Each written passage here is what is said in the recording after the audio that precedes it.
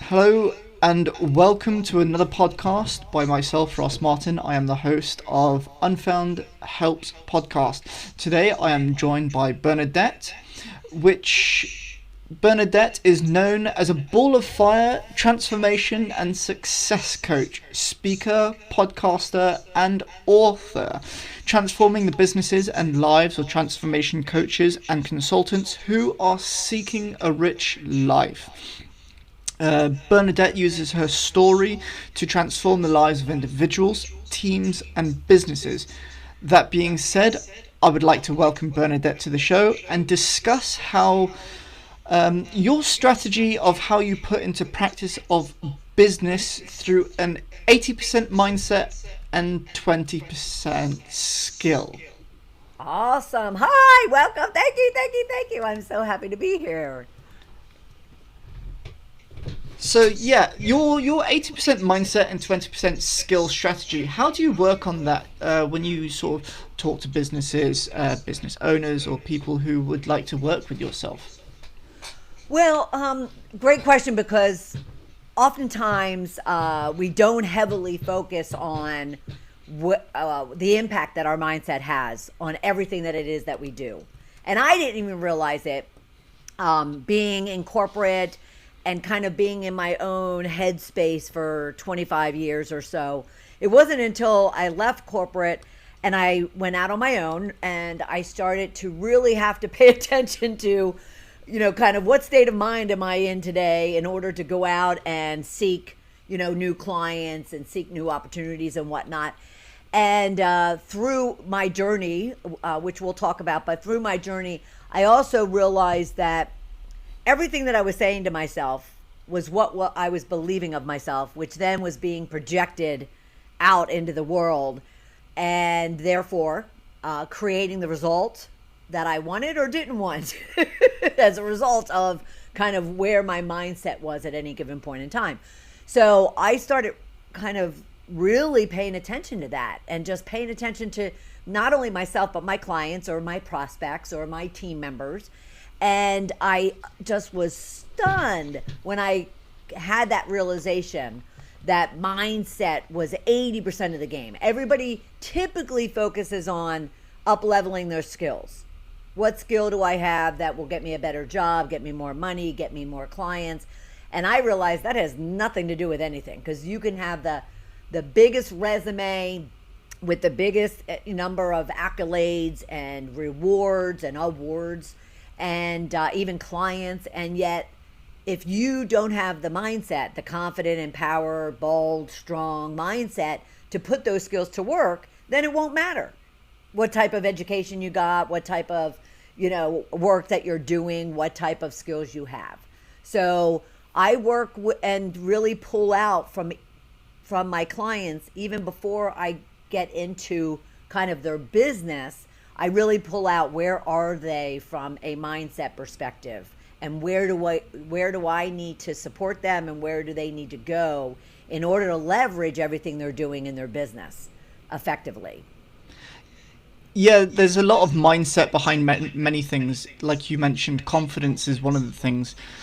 If you don't have confidence and if you don't believe in yourself, it's a struggle at times, because you don't believe that you're able to do this. You doubt yourself. Mm-hmm. And that brings your level down of confidence. Absolutely. Well, and I will add to that people, kind of sense that. I was going to say smell. But when you're coming at something insecure, doubting yourself, desperate, in a state of lack, other people can smell that. I mean, literally, they can kind of feel that from you. And who wants to do business with someone who's doubting themselves, insecure, or kind of desperate and lacking?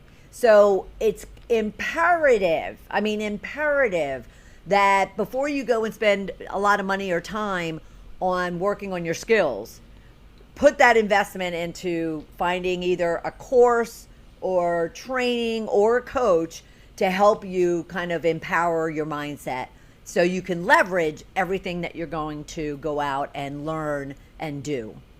Yeah, it's like you mentioned, people can literally see it or they can smell it, as you described it. Right. If you don't have the confidence, you can see if you go into a meeting or if you're sitting at a table, you can see from your colleagues or your colleagues can see you. They're like, does he or she not really know what they're doing? Maybe they do, but they don't have that mindset to say, well, actually, I do know what what I'm doing, sorry, because they just can't let it out Right. through their mind. You were saying prior to this that before starting your company, you were working in corporate America, Yes. or the corporate side of America, for quite a period of time. Through you going through that side of business prior to you seeking your way into your ball of fire coaching now, did you ever, I know you said you didn't really, but when did you really sort of see that the mindset side of business as well as self-seeking, that you had to put your mind into business over skill? Right. Well, sadly, I didn't find it soon enough. So kind of my whole story is around the fact that my 25-year career in corporate, though to many on the outside, it looked very successful. I was, getting promoted every couple of years. I was climbing the corporate ladder. I gained big offices and big titles and big money, throughout my career. And from all appearances, it looked like I was this very confident, strong, empowered individual. However, in full disclosure, what kind of transpired is I was just everything the opposite of that. I was insecure. I was I felt intimidated very easily. I felt very minimized, as if I didn't fit in. Definitely the imposter syndrome came over me a good part of throughout my career. Though if you asked anyone that ran into me and asked me, if I am insecure or intimidated easily or whatever the case might be, they'd be like, no way in hey. Now, the key there is how I was projecting that insecurity and feelings of intimidation and not fitting in was as a real witch, as a real, some people would call it a corporate bully. Some people would just call it a tyrant. You put the B on it, and you put any number of terms on it. And I certainly didn't have a clue, not a clue, Ross, as to the fact that all of that insecurity and that feeling of lack, I had no clue that was what was causing my projection in such a way. And to answer your question, though, is what really caused me to kind of take a hard look at myself and to understand where I was coming from and what was causing everything that was happening to me. It only came because of the fact that in late 2007, I was fired by my mentor of 12 years, who I adored, for the reason, he didn't say this, I discovered this 6, 9, 12 months after I left corporate, doing a lot of self-discovery, what I call excavating of the soul. And it was through that I discovered, oh my God, I deserved to be fired. I was such a nasty individual. And that nastiness was as a result of my insecurities, my feelings of intimidation. And then I gained the full understanding that, wow, everything that I was feeling, I was projecting. And if I want to feel good, and if I want to be a great leader, and if I want to be confident and strong and empowered and bold, I need to believe and feel that way. So what do I do about it? And so that's when it was, I would say it was late 2007 when I left corporate. I would say it was 2009, 2010 when I started really realizing the effect of your mindset on everything that is happening in your life. So I said to myself, well, if I don't like what's happening in my life, even though I'm materialistically and to the outside world, it looked like I had everything that anybody would want, internally, I had nothing that I wanted. So I had to say, okay, then what do I do from here? Like, how do I address this? And so that's what kind of that's what propelled me into what I do today. With those changes from your prior way of working to how your mindset is now, when clients or prospects come to you now, do you talk them through your path of what you went through, maybe to show them that that's what they are going through or have been through, to open their mind to say, look, this is not the best way of doing things, just to literally open their eyes and say, this is not a way of life, or this is not the way of working with people. I was having a conversation yesterday with somebody for a podcast, and we were talking about managers, not just managers, managers or upper management, CEO level, and that sort of, hierarchy within a company. There has to be a part within their job where they have to look after other people. They have to show, not so much, well, they have to show respect, but they have to show empathy with other people by looking after them.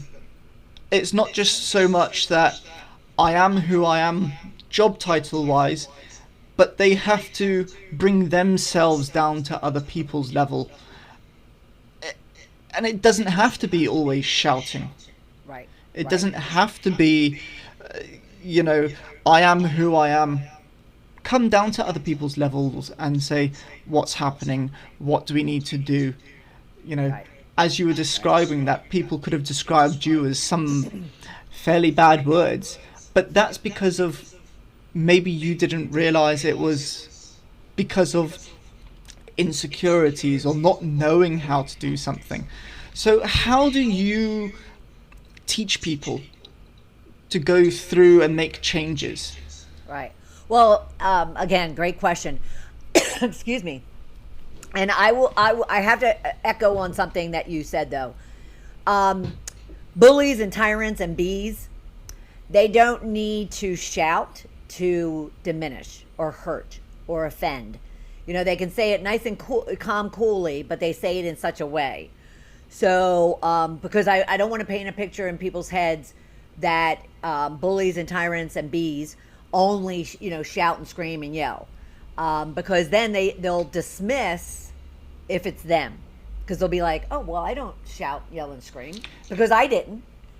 But I could say something in such a way and give you a look in such a way that, trust me when I say, it's not pretty. All right, so I just wanted to say that just to kind of make sure for your audience to have a certain picture in their head. So what I do is, and I go about it in different ways, because what you're raising up, Ross, is the fact that self-awareness of who we are individually. I don't care what anybody else thinks of me. But individually, who I am is what I need to pay attention to. Self-awareness.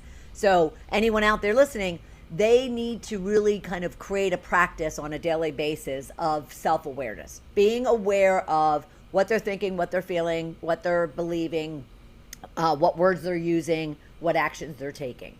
And if they like those things, then they continue doing it. If they don't like it because they're not getting the result that they want, then they should make changes to it.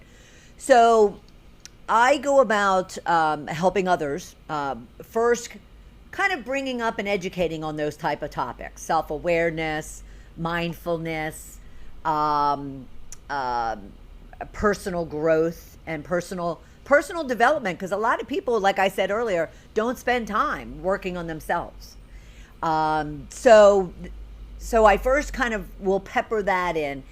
But I also, before anyone even works with me, I kind of give them a coachee profile to complete.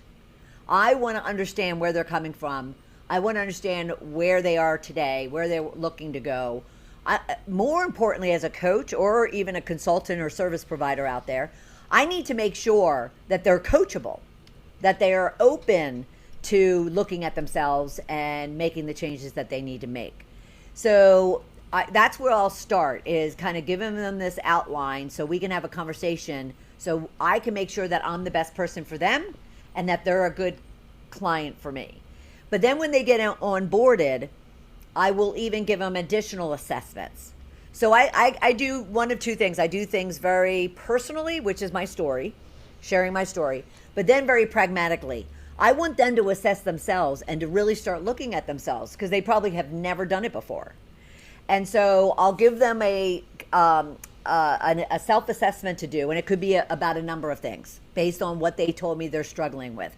So I could give them a leadership self-assessment, or a communications, or even a mindfulness or self-awareness type of assessment. And that's where I'll use that as the education point. Kind of, okay, so you're rating yourself on a scale of 1 to 5. You're rating yourself as a 2 by being someone who, kind of has goals and stays focused on those goals, so forth and so on.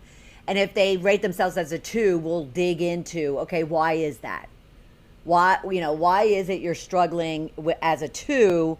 Or why are you doing great at a 4? Like, what are you doing? Because I want to know. I want to know what you're doing. Me too. And at the same time, other people want to know what you're doing, Yeah. So we really look at it that way. But then, of course, I use the second thing, because there's 3. The second would be, of course, I use my own story to kind of tell them where I've been. Because I always want people to relate. I want people to know that I've been in your shoes. It also puts them at ease to open up a bit more. Yes. When I sit there, even on stages or in a large, meeting room, the minute I start talking about, and to them, they're like, God, she's being so brutally honest about what a bee she was, and that automatically takes down a lot of people's guards and a lot of people's walls. So then the third thing I do, Russ, is I'll give them an actual, in this case, a DISC assessment. It's a form of an assessment. I give it to them to fill out, but then I share mine, because what these do is these tell you also, how do people communicate with others? How do people like to be managed? How do people like to be coached? How do people like to receive information? How do people like to be given feedback? But they also get to see how I do. And so now we have a baseline to have a conversation about expectation and about roles and responsibilities and about accountability. All the things that are really important to develop someone. Because a comment that you also made is, a true leader never pays attention to their title or their position or how big their office is or how big their paycheck is. A true leader is in the role of a leader to develop and grow the people around them. And so every day of their work and life, to be a leader, and in a lot of people you might hear the term out there, servant leadership. It's all about giving others the tools and the opportunities and the skills and the risks, and giving them, those chances to develop themselves. It's not about, let me finish by saying, because when everyone else is working around you is at their best, you're going to be at your best. You don't need to be dumping versus delegating. You don't need to be dumping and dictating and pointing fingers and just, and in what you said earlier, even bullying, but yelling or screaming or even demanding someone to do something. Leaders don't need to demand anyone to do anything. They want to do because of the way you're serving them. And yeah. Yeah, it's when you speak to people who are young in their career or just starting out in a role, being a supervisor or anything of that such, they're like, oh, but a manager does this and a manager does that, and they tell people what to do. But that's a misunderstanding. They don't understand that that's not what a manager should be doing. A manager shouldn't be telling people what to do. They should be working with people. They should be showing people what to do and Yeah. training them. I would even challenge them that it's not a misunderstanding. It's a reflection of their lack of confidence and lack of security and lack of worth that they're feeling about themselves that is causing them to have that understanding. Because you've probably heard it before, many of your listeners maybe, but what we believe, right? What we believe is then, kind of transformed into how we feel, what we think, the words that we use and the actions that we take. So, and those beliefs that we have come from a very early stage. So if we're brought up in a certain way to believe certain things, and one of those things is just what you said, managers are there, in a power position to tell everybody what to do, and everybody else is supposed to follow in their, in their footsteps without questioning, what they're being asked to do. That belief system is coming from somewhere in their story, somewhere in their life, and therefore, it's true to them. So to your point, it's true to them, but they do need to be educated out of that. But it's also a reflection of, and I can say it because I was it. So if anybody's out there going, well, who's she to say that I'm insecure or I'm, feeling intimidated or feeling lacked or not good enough or not worthy enough. Trust me when I say I was there. And it's exactly why someone would respond just like that, like they responded to you as, well, I'm supposed to be, I'm a manager, I'm supposed to do X, Y, and Z. Yeah, I can't say much to that, to be honest. So you've taken like sort of words out my mouth. That's what I do. That's funny you should say that because one of the big foundational, I'll say, skills that I have that only through this last 12, 13 years of this self-awareness, self-discovery, what I call my shedding process, is all about the fact that words matter. So if one thing that my clients and even friends and family will say about me is we'll have a conversation and don't think you're going to get away with like saying something and I'm not going to pick up on it. Because all of a sudden they'll say a word or say a sentence or whatever, and I'll be like, okay, explain actually what you mean by that. Because what you're saying and what you're believing are not congruent, are not the same. So that person who might say, oh, well, I understand that managers are supposed to be telling people what to do and they're supposed to do what I want them to do. I would actually say, okay, so help me understand what understanding means. What is that? Where exactly did you get that understanding, and what does that mean to you? So and sometimes my clients, before I even say it, they'll be like, okay, I need to explain that, don't I? Because I pick at words, because words, what we're saying to ourselves, which eventually is what's said to somebody else, is what is dominating and ruling everything that we're doing. And more importantly, everything that we're achieving in our lives, good or bad. So if you don't like what you have in your life and where you are in your life, then you need to stop and pay really close attention to your beliefs, your feelings, your thoughts, your emotions, your words, and your actions. And they'll reveal a lot. I'll go back into the start of this sort of chapter we were talking about. You were saying when people like and understand what they're doing, and some parts they may not know what they're doing, but they need to work on it. Mm-hmm. Is there something if they don't want to go through coaching right now, but they want to work on themselves, is there something very easy they can do to catch themselves out and say, actually, what I've just done is wrong. I need to stop that now. I need to work on it. What can they do to do that?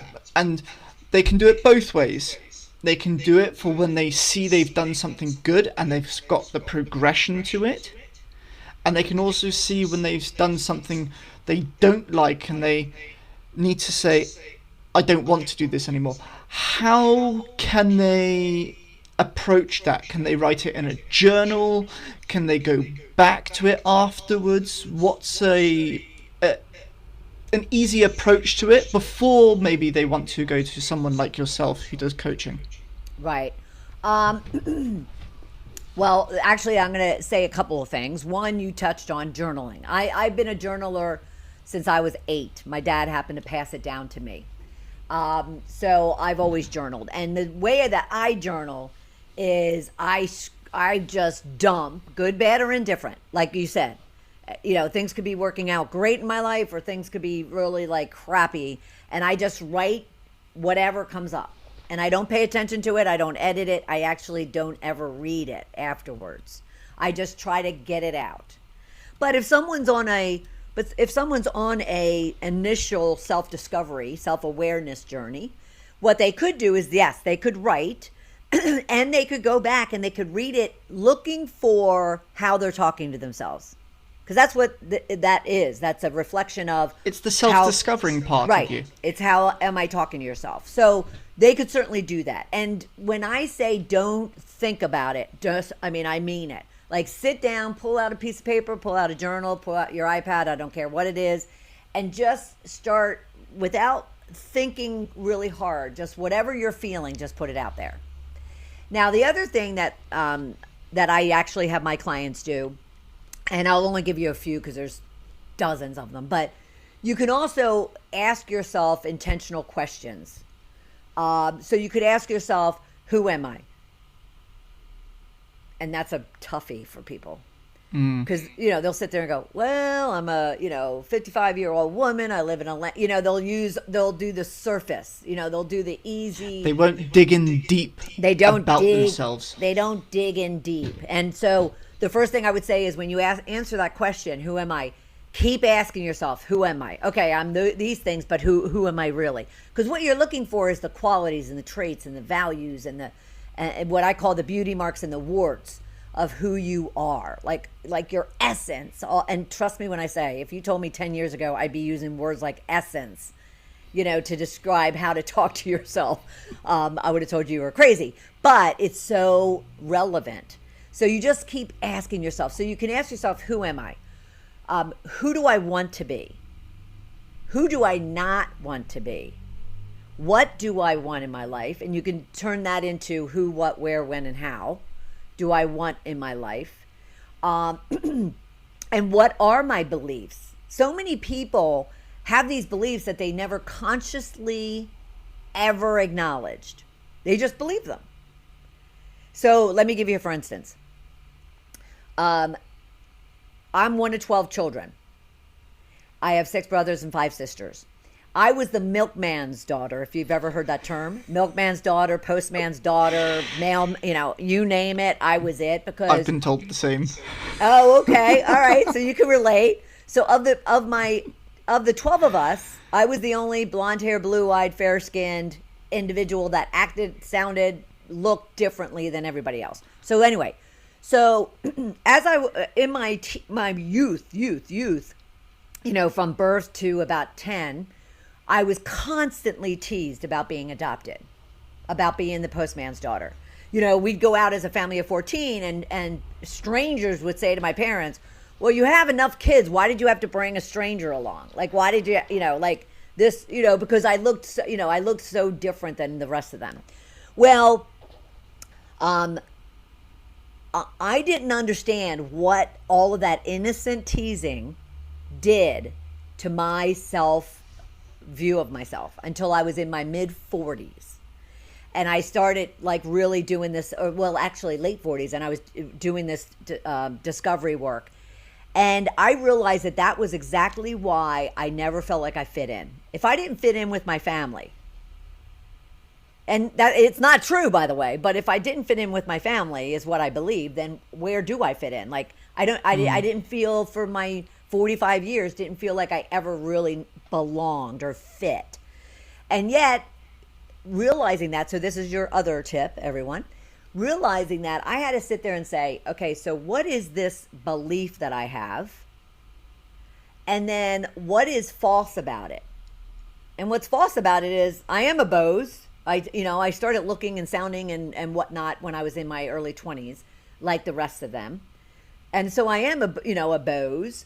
So it's not true that I don't fit in somewhere or anywhere. And then I had to look at, well, I had a large group of friends like all throughout my life, like different periods, and they came and went. But so I did fit in, and I fit in with my skill set at corporate and all those positions. So you have to kind of you have to look at all your beliefs, good, bad, or indifferent. And you have to kind of say, okay, is this true or is this false? Because if it's false, fear is false evidence appearing real. So if it's false, then I need to change my story, or I'm going to continue down this rabbit hole of lack or insecurity or whatever the case might be. So ask yourself those questions, do some journaling, and really look at your beliefs and ask yourself, are they true or are they false? And if they're false, what's my new story? What's my new decision on it?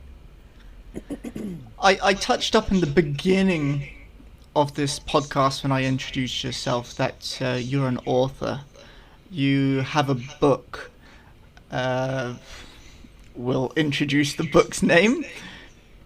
It is Shedding for the Corporate Bitch, with a subtitle of Shifting from the Bitch to Rich in the Life and Business. Although that's the name of it, is this a lot because of what you had discovered from your background of the corporate life into now the exploration of how you've discovered yourself? What is the book about, and what does it really tell people about yourself, or what people can get from the book itself? Well, thank you for asking that, because I'm asked about it a lot. The book title started as looking at someone who is a tyrant, who is that corporate tyrant. What I discovered as I was writing the book, and I call them the B's and the R's. So you heard me like use the reference of bees. I actually use that. It's not just because I don't want to say a nasty word on your podcast, but I'll say B's and R's. But I will have to say they are bitches and riches. And what I discovered is just what I had said earlier. The reason why I acted out in such a nasty way was because of my insecurities, fears, doubts, and negativities. And those are what your B's are.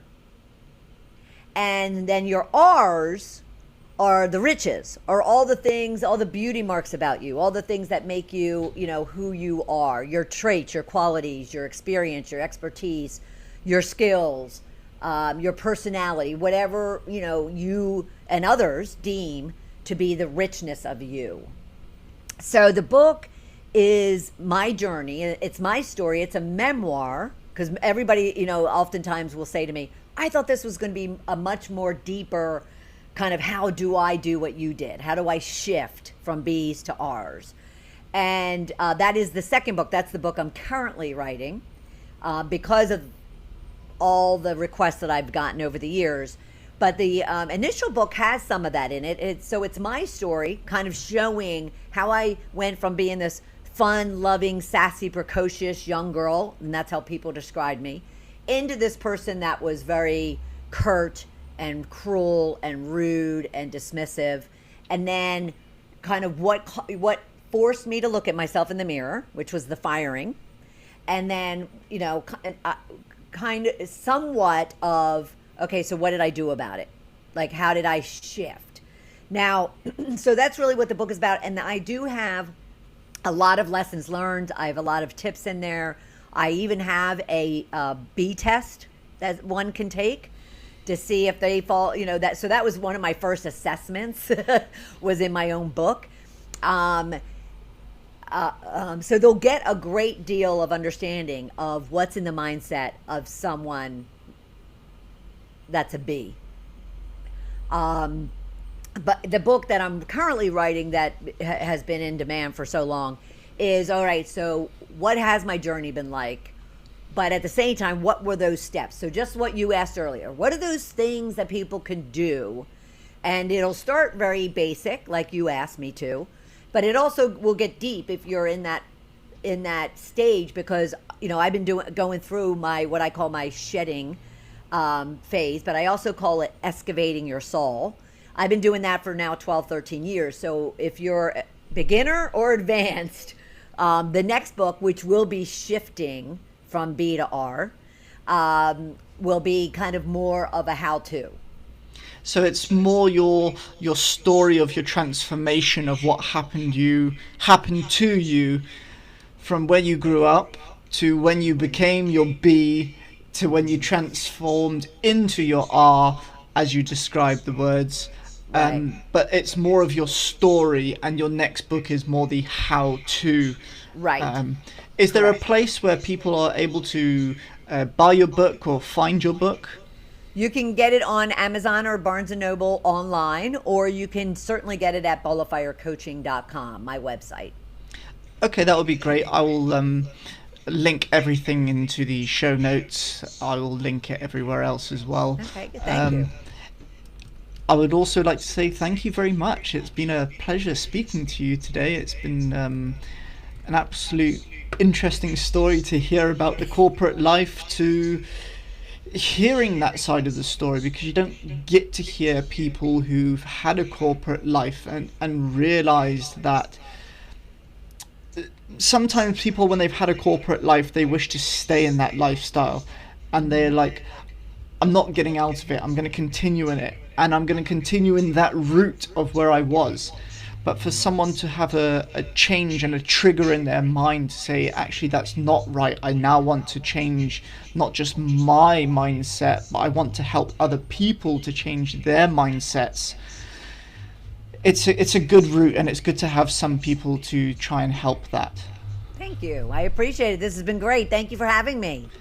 It's been a pleasure. Thank you for your time. Thanks for everyone listening. As I end every podcast, I thank everybody. Thank you for your time. I hope everyone has a good day, a good evening, a good week, or a good weekend ahead. Thank you, and thanks for listening to Unfound Help podcast. Take care and have a great time.